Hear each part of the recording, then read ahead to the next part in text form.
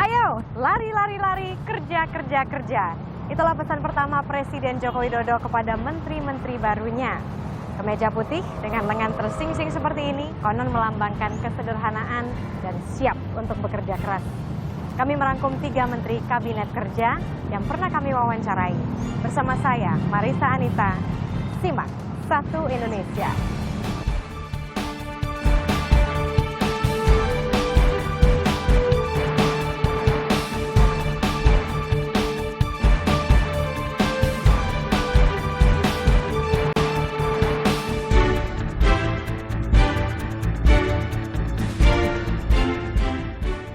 Sosok berikut ini sukses membenahi perkeretaapian Indonesia. Dikenal sebagai orang yang eksentrik dan belak-belakan, ia pernah mengatakan mau menjadi menteri kalau presidennya cocok. Ketika menjadi direktur PT KAI, ia kerja 7 hari tanpa libur. Inilah Ignatius Jonan.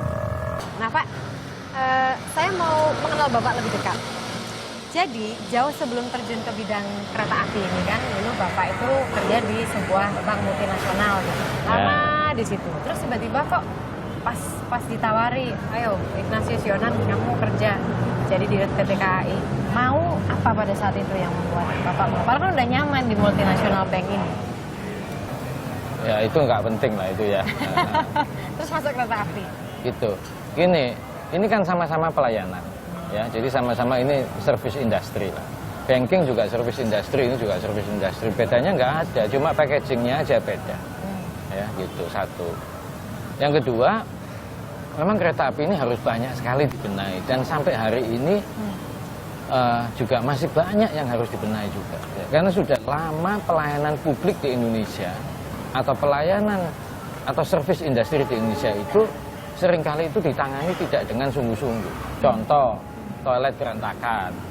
Contoh lagi, lampunya ada yang mati, gitu, segala macam. Kalau saya marah, saya pasti marah, harus dibenahi dan sebagainya supaya sempurna. Contoh parkiran berantakan dan sebagainya. Ada hubungannya dengan kultur nggak sih Pak? Saya nggak mau tahu. Kalau orang lain bisa, kereta api harus bisa. Maksudnya kayak orientasi kita tuh fokusnya lebih ke kan produk, yang penting kan jalan keretanya. Oh nggak ada. Nggak mau. Saya mau pelayanannya itu baik dan saya mau pelayanannya sempurna, semaksimal yang saya bisa. Berlatar belakang sebagai eksekutif perusahaan swasta multinasional, Ignatius Jonan terbilang sukses melakukan transformasi di sebuah perusahaan plat merah yang lekat dengan birokrasi rumit. Atas keberhasilannya, Menteri Negara BUMN Dahlan Iskan memperpanjang kontrak kedua Jonan sebagai orang nomor 1 di PT KAI hingga Februari 2019. Saya catat bahwa Pak Jonan itu prestasinya hebat sekali. Dia orang keuangan tetapi rajin ke lapangan. Dia sangat concern terhadap pelayanan, sangat concern terhadap operasi, dan dia berani. Bersama PT KAI, Jonan telah mengukir beberapa prestasi.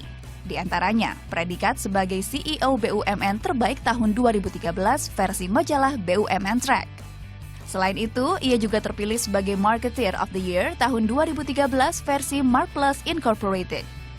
Di balik performa yang militan, Jonan menuai kesan tersendiri di lingkungan kerjanya saat awal menjabat.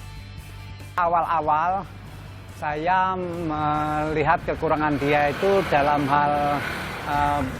hal penampilan. Saya ajak dia diskusi, Jonan, saya tahu Anda ini orang keuangan. Orang keuangan itu biasanya jarang tersenyum, tapi karena Anda ini CEO dan CEO sebuah perusahaan untuk umum, maka Anda harus lebih banyak tersenyum di samping marah-marah tentu. Langkah strategis Ignatius Jonan dalam memperbarui institusi perkeretaapian di tanah air ini mendapat apresiasi rekan-rekannya. Ia juga dikenal tak pandang bulu dalam reformasi jajaran petinggi di perusahaan tersebut. Kalau organisasi itu sebuah bangunan ya, atau rumah katakanlah, beliau itu membersihkan tuh atasnya dulu. Membersihkan kotoran tuh atasnya dulu beliau. baru di bawah disapu. Kalau bawah duluan dibersihin, atas yang plastik kotor jatuh lagi ke bawah, bersihin lagi capek kan. Nah itu beliau itu prinsipnya. Itu yang saya dapatkan, yang saya rasakan gitu dari kepemimpinan beliau.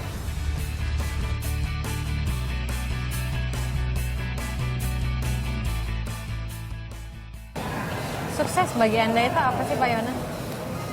Sukses itu kalau customer saya happy dan menerima pada harga yang mereka bayar. Dari dulu sampai sekarang itu prinsip. Iya. Kalau misalnya Anda di periode pemerintahan yang baru ini ditawari Menteri Perhubungan, mau Pak? Nggak tahu saya. Kenapa nggak tahu Pak? Nggak tahu. Kan Bapak bisa. Kan nggak ada yang nawar. Ya kalau misalnya. Oh, nggak tahu. Misalnya diberikan gitu. Nggak tahu. Nggak tahu atau tidak mau? Ya saya nggak tahu pemerintahnya itu kayak apa. Oh. Iya. Jadi kalau misalnya Anda mau masuk pemerintah ya harus Anda lihat dulu seperti apa Ya modelnya. saya kira gitu ya, supaya sama-sama baik ya. Anda dalam seminggu itu kerja berapa hari? Ya kalau kerja ya 7 hari, seminggu harinya ada 7 kok. Masa nggak ada liburnya Pak? Apa bisa? Berarti keluarga Anda bagaimana? Nggak apa-apa, masih hidup. Tapi maksudnya nggak ngeroweng gitu, kayak ngereng gitu? Enggak, oke. Oh ya? Oke. Sehari kerja berapa jam? Ya tergantung yang dibutuhkan. Serius Pak? Iya. Karena menjadi pemimpin itu tanggung jawabnya adalah sepanjang napas ini masih ada, amanah masih ada, ya itu harus jalan.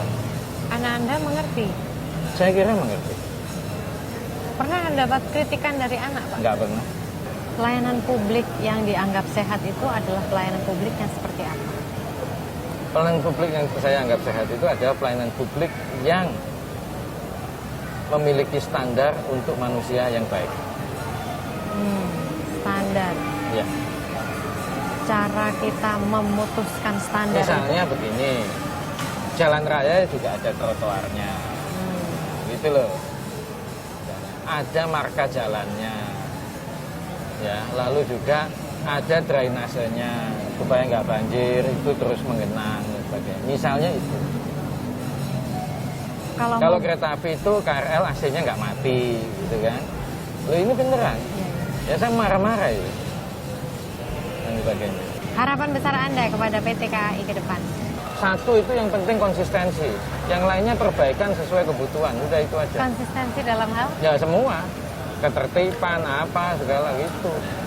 Apa kunci konsistensi bisa berlanjut? Kuncinya itu gini, kalau yang kerjanya baik itu dikasih reward, kalau yang jelek dihukum. Mimpi Anda yang belum tercapai? Saya nggak pernah punya mimpi. Saya selalu menghadapi realita. Kalau gurunya nggak pernah ditingkatkan kualitasnya, diperhatikan kesejahteraannya, bisa nggak dia konsentrasi? Bisa nggak dia fokus pada anak-anaknya? Impossible. Men-training guru, meningkatkan kualitasnya, dan meningkatkan kesejahteraannya. Mohon maaf, guru sekarang ini kesejahteraannya berat.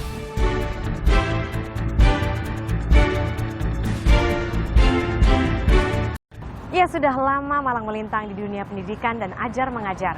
Ia merupakan salah satu dari 500 orang paling berpengaruh di dunia. Ia pernah gagal menjadi presiden dalam sebuah konvensi, namun kini duduk sebagai Menteri Kebudayaan dan Pendidikan Dasar dan Menengah. Anies Baswedan.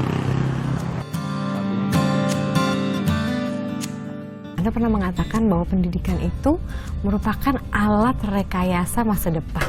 Apa maksudnya? Ya. Strategi dalam kita mengelola pengembangan manusia hari ini menentukan potret masa depan bangsa Indonesia. Hari ini penduduk kita yang sudah lulus universitas hanya 8%. Serius, Pak? Ya, yang pendidikannya SD ke bawah 49,5%. Itu artinya apa? Dulu rekayasa kita dengan cara nyiapkan SD yang banyak, SD Impres digenjot. Tapi SMP, SMA, dan kuliah gak jadi perhatian kita. Jadi, kualitasnya. Anak-anak kita pendidikannya gimana? Nomor satu tentu pastikan semuanya dapat pendidikan. Kalau mereka dapat pendidikan, mereka punya peluang untuk mensejahterakan lebih baik. Lihat, karena kita hari ini harus fokus di situ. Kalau seseorang itu bisa terdidik, tercerahkan, enlighten, maka mereka akan bisa menjadi manusia yang mandiri, mereka akan bisa mencari kesejahteraannya, bisa bermartabat. Peran negara itu adalah menjadi eskalator, naikin orang tuh. Saya ingin tanya juga, kan Bapak itu dulu tentunya waktu kecil ya mengenyam sistem pendidikan Indonesia gitu kan. Apa sih kira-kira sistem pendidikan dulu yang sekarang tuh seharusnya masih bisa dipertahankan gitu Pak? Menurut saya kuncinya kalau pendidikan itu di guru. Kuncinya di guru. Kalau gurunya baik, gurunya berkualitas, maka produk proses pendidikannya akan baik juga. Nah, kita seringkali kalau bicara pendidikan yang difokuskan kurikulum. Iya. Coba, makanya kalau kurikulumnya baru, lalu otomatis ruang kelasnya jadi lebih baik. Siapa yang bawa kurikulum itu? Guru. Kalau gurunya nggak pernah ditingkatkan kualitasnya, diperhatikan kesejahteraannya, bisa nggak dia konsentrasi? Bisa nggak dia fokus pada anak-anaknya? Impossible. Men-training guru, meningkatkan kualitasnya, dan meningkatkan kesejahteraannya. Mohon maaf, guru sekarang ini kesejahteraannya berat. Oke. Guru itu menurut saya bukan semata-mata rupiahnya yang penting. Ya, mereka harus cukup. Ya. Tapi yang tidak kalah penting, jaminan kesehatan. Guru dan seluruh keluarganya aman. Anda, kita semua kalau kerja di perusahaan ingin asuransi kok buat keluarga kita. Kenapa guru nggak diberikan hal yang sama? Dan semua pimpinan perusahaan Republik ini adalah produk dari tangan-tangan guru itu. Yuk kita perhatikan nasib mereka. Asuransi. Yang kedua adalah jaminan pendidikan. Ironis, bukan seorang guru mengajar 20 tahun, 30 tahun, anaknya mau masuk ke perguruan tinggi kalau nggak ada biaya. Lah, saya sudah mendidik begitu banyak anak Indonesia, dan anak saya mau kuliah nggak ada uang. Terus kita bilang apa sama mereka? Mohon maaf Bu, yang tugas Anda mendidik kami, bukan tanggung jawab kami untuk memikirkan Anda. Tidak, ubah. Bahwa rumah tangga ibu dan bapak kami bereskan, masa depan rumah tangga ibu dan bapak kami amankan. Nah, Anda kan juga pernah mengenyam pendidikan di Amerika. Sistem di Amerika yang kira-kira bisa kita aplikasikan? Sebetulnya di kita banyak sekali terobosan. Kalau untuk pendidikan, Finlandia itu yang terbaik kalau kita mau refer. Ya, Amerika banyak masalah juga di pendidikan. Masa? Ya, tapi kalau Finlandia itulah negara yang bisa kita rujuk. Dan apa yang terjadi di sana? Ya, namanya guru diubah dari posisi yang dianggap sampingan menjadi profesi yang amat terhormat di masyarakat. Sebetulnya problem, maksudnya tingkat ilmu guru-guru kita di Indonesia itu rata-rata seperti apa sih Pak Anies? Kalau bilang rata-rata, memang dari hasil studi menunjukkan kita di bawah rata-rata. Sangat jauh atau? Ya, di bawah rata-rata. Wow. Cuma kita nggak banyak memperhatikan. UN semuanya memperhatikan. Tapi kualitas guru di mana laporannya? Oke. Peningkatannya bagaimana? Pada kuncinya di situ, bukan? Maka itu Anda membentuk Indonesia Mengajar. Ya. Jadi, tapi kan itu saya kan PR pikir- pemerintah sebetulnya Pak. Kenapa Ya. Bapak mengerjakan? Ya, secara konstitusional itulah tanggung jawab pemerintah. Tapi secara moral ini tanggung jawab setiap anak terdidik Indonesia. Jadi masa mau urun angan terus? Kita turun tangan lah. Kita turun tangan. Masa urun angan aja? Mau begini. Let's do it. Mari kita lakukan. Anies Baswedan, seorang intelektual publik, tokoh masa depan, dan penerima penghargaan Anugerah Integritas Indonesia. Sejumlah media lokal dan internasional telah memberikan gelar dan penghargaan ini. Namun di luar semua ini, Anies adalah suami bagi Ferry Farhati Ganis dan ayah bagi keempat anaknya. Tia, Mikhail, Kaisar, dan si bungsu Ismail. Sebelum menjalankan segudang aktivitas, Anies selalu menyempatkan diri untuk bercengkrama dengan mereka.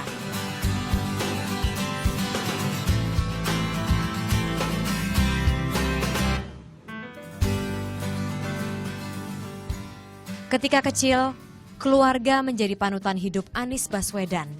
Kakeknya, Abdurrahman Baswedan, adalah seorang wartawan, nasionalis, dan anggota Badan Penyelidik Usaha dan Persiapan Kemerdekaan Indonesia. Ayahnya, Rashid Baswedan, merupakan akademisi dari Universitas Islam Indonesia. Ibunya, Alia Rashid, seorang aktivis di masa muda dan guru besar di Universitas Negeri Yogyakarta. Sejak dulu, Anis kecil sudah berbeda dari anak-anak seumurannya. Sejak kecil itu memang sangat aktif begitu, sangat aktif, dan sebagai anak tuh nggak cengeng gitu ya, walaupun jatuh, walaupun apa tuh nggak mudah menangis. Tumbuh besar di kalangan akademisi, hingga di usianya yang ke-44 ini, ia terus mengusung misi pendidikan dengan mimpi memajukan Indonesia dengan menciptakan generasi berkualitas. Nah, Anda kan sudah mengenyam pendidikan di luar negeri. Biasanya nih Pak Anis, kalau udah keluar negeri, nggak mau pulang, terus kenapa Anda tidak langsung bekerja di sana saja? Saya lahir besar di Republik ini adalah tanah air saya. Dan pergi ke luar negeri tak lebih dari sekedar untuk mengambil ilmu pengetahuannya untuk dipraktekkan di sini. Jadi tidak pernah terbersit sedikit pun untuk hijrah sama sekali. Berarti betul nggak sih Pak, Bapak itu pernah mengatakan bahwa ingin memulangkan kembali orang-orang berhasil di Amerika ke Indonesia gitu. Diaspora kemarin tuh loh Pak. Ya. Saya sangat yakin. Saya juga mengatakan pada teman-teman Indonesia yang sekarang sedang belajar di luar negeri, Anda kalau sudah belajar jangan langsung pulang, cepat-cepat. Jangan pulang cepat-cepat. Jadi sekolah dulu, setelah selesai sekolah kerja dulu di sana. Ambil pengalaman mereka, ambil jaringan mereka, perluas network itu, lalu baru pulang. Jadi kalau saya sekarang suruh bilang mau jadi apa, memang ada yang mau milih saya jadi menteri. Siapa tahu Mbak. Bismillah ya.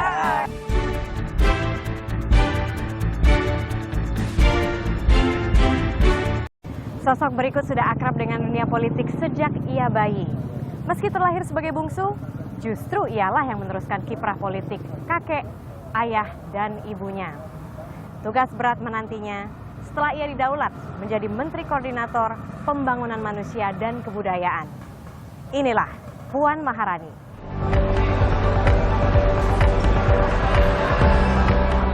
Puan Maharani merupakan generasi kedua dinasti Soekarno.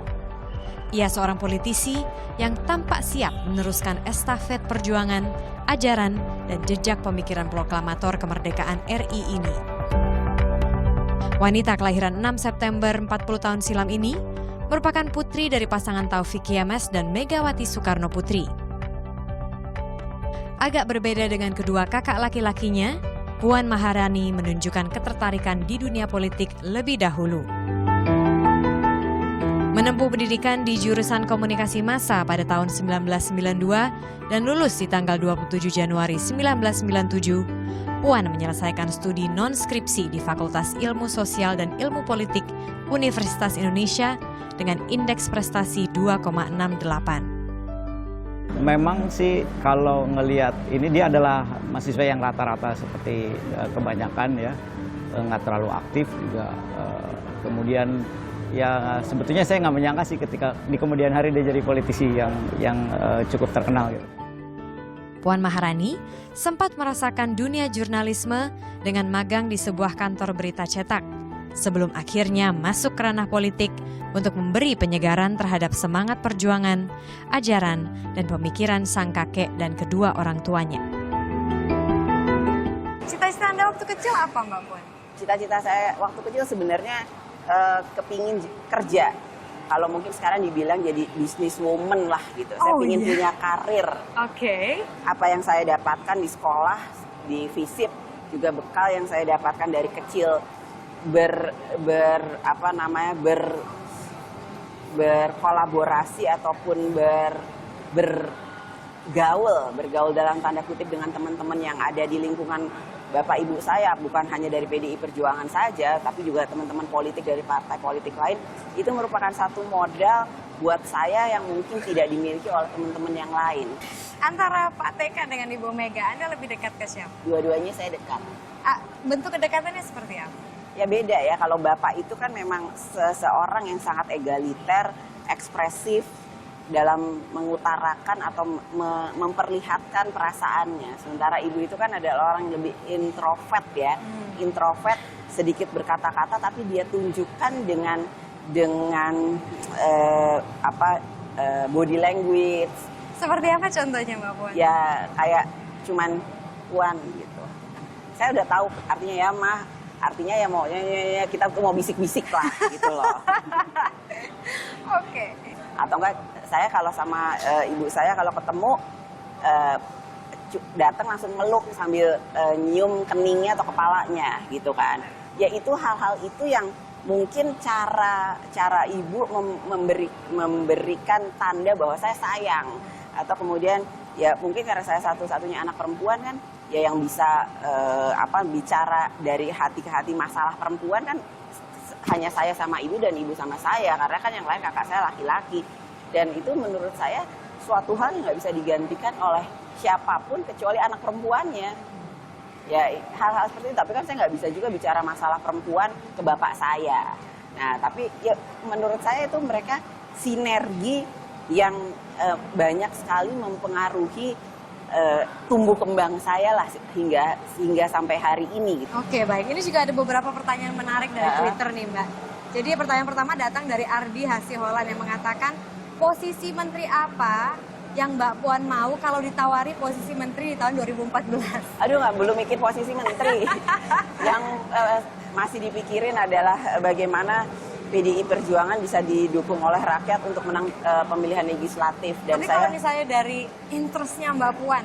Kita juga tidak bisa memposisikan diri kita seperti apa yang kita inginkan. Tapi bagaimana kebutuhan dari kebutuhan yang bisa kita berikan kepada bangsa dan negara ini sesuai dengan keahlian yang mungkin tidak ada di kantor lah, tapi ada di lapangan. Jadi kalau saya sekarang suruh bilang mau jadi apa, memang ada yang mau milih saya jadi menteri. Siapa tahu Mbak. Bismillah ya. Tapi kalau interest aja Mbak, interestnya itu ya sampai hari ini kita juga tahu bahwa keputusan menteri itu adalah prerogatif presiden. Jadi bukan menterinya, Pak saya mau jadi ini dong, atau Bu saya mau jadi ini. Tapi kalau hobi Mbak, dan apa sih yang Mbak mau perjuangkan? Ya ini kan masalahnya bagaimana, apa yang ditawarkan dan apakah saya berguna pada posisi tersebut. Jadi bukannya maunya saya kan, apakah kemudian posisi menteri itu harus ngelamar. Kalau boleh ngelamar, semua orang udah ngelamar. Padahal posisi menteri hanya berapa orang.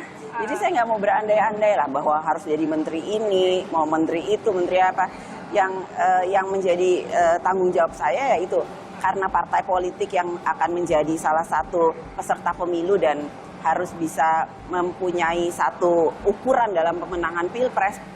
Saya fokus pada hal tersebut karena buat kami kalau PDI Perjuangan menang artinya kami bisa mendedikasikan diri kami sepenuhnya kepada bangsa ini melalui program-program dan kebijakan yang akan pro rakyat. Demikian Satu Indonesia edisi spesial Menteri Kabinet Kerja. Saksikan terus Satu Indonesia setiap minggu malam. Saya Marisa Anita undur diri. Sampai jumpa minggu depan.